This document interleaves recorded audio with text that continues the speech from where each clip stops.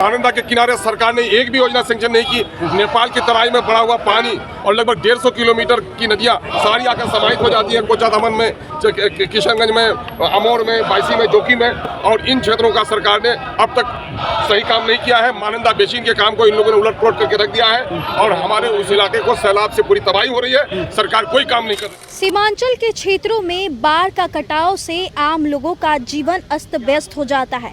सड़कें टूटी हुई, भ्रष्टाचार अपार। जी हां, आज मॉनसून सत्र के दूसरे दिन भी भारी बवाल देखने को मिला, जहां AIMIM के प्रदेश अध्यक्ष अख्तरुल ईमान ने सदन के बाहर ही खूब हंगामे किए। क्या कुछ कहते नजर आए, पहले उनके इस वीडियो पर नजर डालिए। महानंदा के किनारे सरकार ने एक भी योजना सैंक्शन नहीं की। नेपाल की तराई में बढ़ा हुआ पानी और लगभग 150 किलोमीटर की नदियां सारी आकर समाहित हो जाती है कोचा दमन में, किशनगंज में, अमौर में, बायसी में, जोकी में, और इन क्षेत्रों का सरकार ने अब तक सही काम नहीं किया है। महानंदा बेसिन के काम को इन लोगों ने उलट-पुलट करके रख दिया है और हमारे उस इलाके को सैलाब से पूरी तबाही हो रही है। सरकार कोई काम नहीं कर रही है।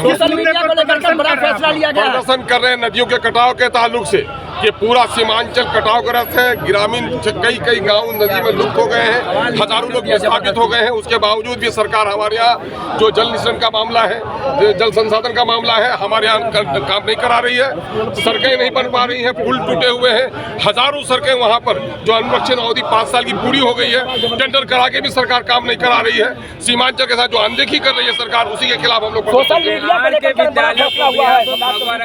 मैं कह रहा हूँ कि मीडिया को भी कानून का पाबंद होना चाहिए, लेकिन सरकारी अगर कोई गुंडागिर्दी करता है तो गलत है, लेकिन सरकारी गुंडागिर्दी भी नहीं होनी चाहिए। सरकार की आलोचना होगी। जमहूरी मुल्क है, लोकतांत्रिक मुल्क में अगर चौथा स्तंभ है वो मीडिया है।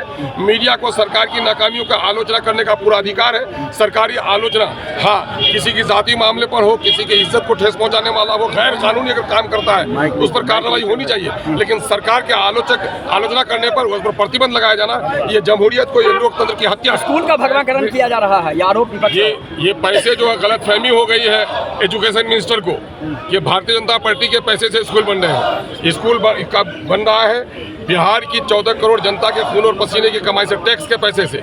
इसलिए भगवाकरण एजुकेशन का नहीं होने दिया जाएगा। ये गलत धारणा है। एजुकेशन का हाल चौपट होकर रह गया है। नीट के छात्राओं के साथ क्या कुछ हुआ है, कितना क्वेश्चन निकलने का हुआ है, कितने गलत लोग डॉक्टर बन गए हैं। सरकार इन संस्थानों को ठीक नहीं कर पा रही है। मजदूरों को आज भी पलायन करना पड़ रहा है, बच्चों को पढ़ाई के लिए पलायन करना पड़ रहा है, बीमारों को दवा के लिए पलायन करना पड़ रहा है। सरकार ये काम नहीं कर पा रही है और सरकार गाल बजा रही है। तो देखा आपने, ये अख्तरुल ईमान थे जिन्होंने बाढ़ के कटाव को लेकर के मोर्चा खोला। वहीं सड़कें टूटी हुई, पुल टूटे हुए, कई तरीके के मुद्दे को लेकर के उन्होंने आज सदन के बाहर खूब हंगामे किए। साथ ही साथ जो दिल्ली के जंतर मंतर पे CJP का प्रोटेस्ट चल रहा है उस पर भी उन्होंने बयान दिया, और बिहार में 551 मॉडल स्कूलों को भगवा रंग से रंगे जाने पर भी उन्होंने अपनी प्रतिक्रिया जताई है कि ऐसा हम होने नहीं देंगे। अब देखना होगा इस पूरे प्रकरण पर क्या कुछ सत्ता पक्ष की रिएक्शन सामने आती है, वो भी हम तस्वीरें आप तक रखेंगे। फिलहाल आप बने रहे हमारे साथ, तब तक के लिए बहुत बहुत शुक्रिया।